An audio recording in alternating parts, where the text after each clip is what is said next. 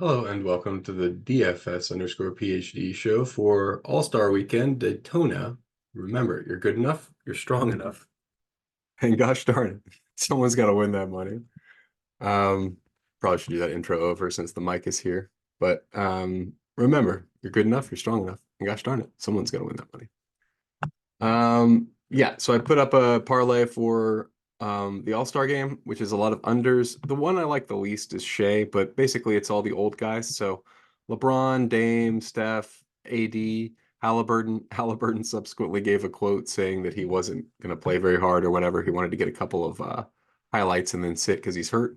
So his line's already moving. You probably missed the boat on that one, but yeah, everybody was like, "Oh, it's in Indiana or whatever." I don't think he's going to hurt himself for Indiana, guys. No offense. If you're from Indiana. Okay, so on to Daytona. Daytona is a special event. $1 million up top, very steep. You gotta definitely cater your lineup set to the competition. So I have like 25 for Daytona, I think it is right now. So I want to win at least $100,000 because I remember how fun that was last year, and I would enjoy it again this year. So I go to the line that has 6 slots because that's Daytona. And I enter, okay, I want 11 duplicates because top prize is 1 million, second prize is 100,000. So 11 would be, ballpark what it would take to get 100,000. Obviously, it's a little bit more than 100, but that's fine. And there's wiggle room in case, there's more duplicates than expected for some reason. Because it's not that, this is not a science, and this gives me 21.7. So I go to SaberSim. I go max 11 dupes for Daytona 2024, and I put no more than 21.7, which is this as a percent because it's entered as a percent in SaberSim. Now, if you have a different thing, you can use a different, you don't have to use geometric mean, you can use product, but you should probably use product of ownerships instead of cumulative ownership is just not important. Anyway, so for this event, I do not know NASCAR. I am not a no ball person for NASCAR. I am a no overlay person and know that DraftKings needs me to play this competition a lot to not have a ton of overlay because there's been a zillion satellites. That's why we're doing this. So, but some of our principles from other competitions come right over, and I understand the scoring for this. So I understand whether or not my set of lineups makes sense. So we go over to, I don't love that much. Anyway, we go over to the betting odds and we see, okay, who are the top guys to finish top 5? Because you finish top 5, depending on where you started, that's pretty important. So Hamlin, Logano, Blaney, Keselowski, Busch. Okay, now we go over here to starting positions and we look at the end and we go from the end, blah, blah, blah, because the scoring, right, there's a differential-based scoring. So if you're in the top 5 and you started in the bottom 10, you're going to get a huge differential in your scoring. So the expectation is Ryan Blaney, starting 32nd, is going to finish in the top 5. Even odds. He's going to go from 32 to top 5. A plus 27 differential.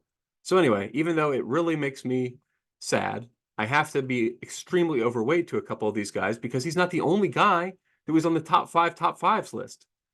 Kyle Busch is also on the top 5s list. And Kyle Busch is on the bottom 5, starting bottom 6. So just like, you can't, and why is Kyle Busch 11%? I mean, is he 90% going to get in an accident? Yeah, I understand he's an aggressive driver. It's probably even odds he gets in an accident and kills 40% of my lineups right away.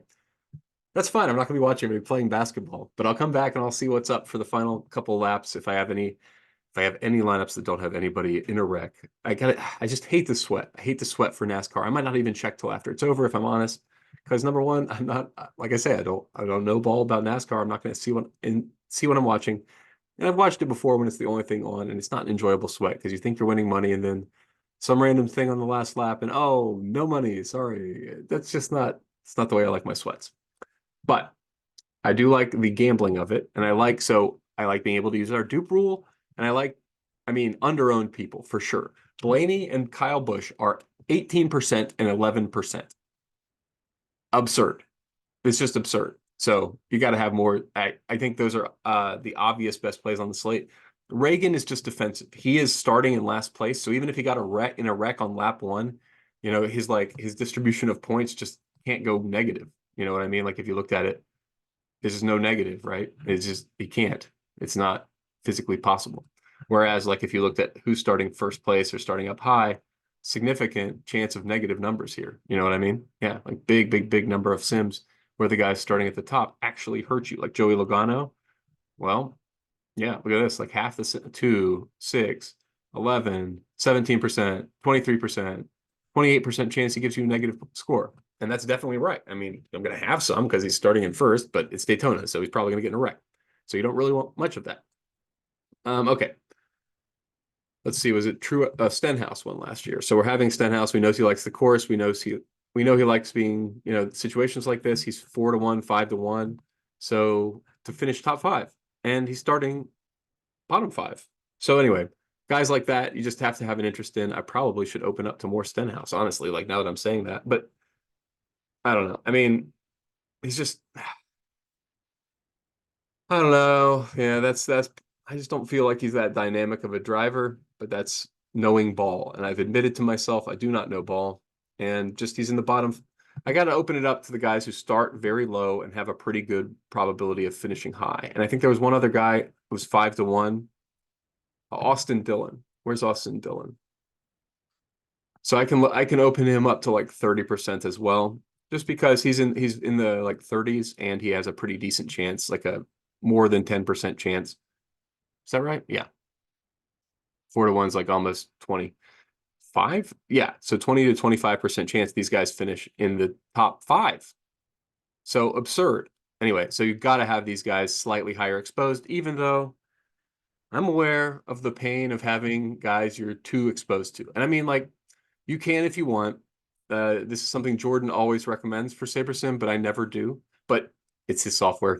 He knows. So I'm a very high risk, high reward guy because that's how it works, right? You have to make the risk to get the reward.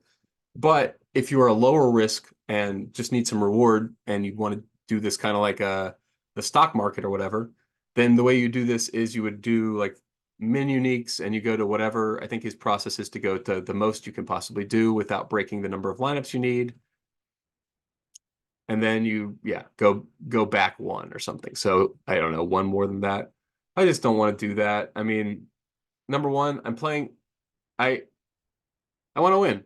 And I think to win in NASCAR, there's a pretty clear formula. And the formula involves taking a lot of these chumps at the end. You know what I mean? Like, you got to play some Reagan. You got to play some, like, Josh Berry. I mean, I apologize to you, athletes who have spent an entire career and working hard at the track and stuff. And I mean, I can see it. I mean, like, I know that some of our viewers, like, are, even e-racers. I see the grind, man. It's definitely hard. So, not disparaging your talent. However, you are an outside odds to win today. At Daytona, it would take quite. Where's Josh Berry on our odds? Do I even know what I'm talking about? Has he become like a darling in the offseason? 6.5-1. It's not bad to be top 5. So, it's right next to Austin Dillon after I make that little speech. So, should probably lay off the knowing ball speeches, and I probably should just kind of end it here.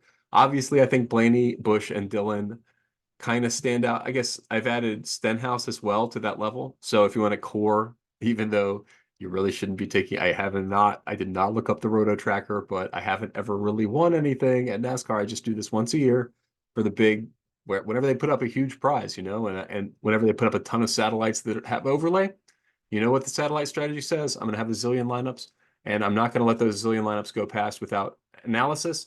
I did see that nobody's ever really posted anything about like the ownerships and stuff. So I will have the uniqueness analysis for NASCAR on Sunday or tomorrow, just so we can like see that because I didn't know what salaries to do. Oh yeah, did I say the salaries I did?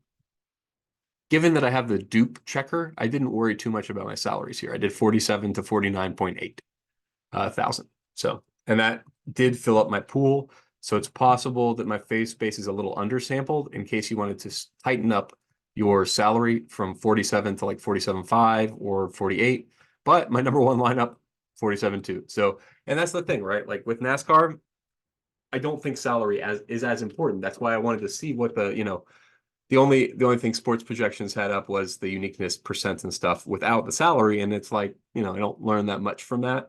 Aside from, oh, Awesemo is one of the better players in the world, huh? Surprising. I didn't. Know that about Alex, So anyway, I already knew that. I need to know a little bit more detail than just who's winning. I want to know how they're winning a little bit at a glance. That's why I put those up, right?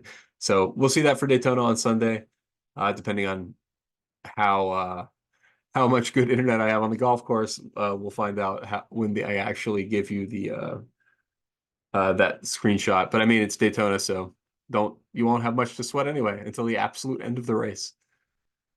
But for now, remember, you're good enough, you're strong enough, and gosh darn it, someone's got to win that money. And in this case, it's $1 million. Might as well be us.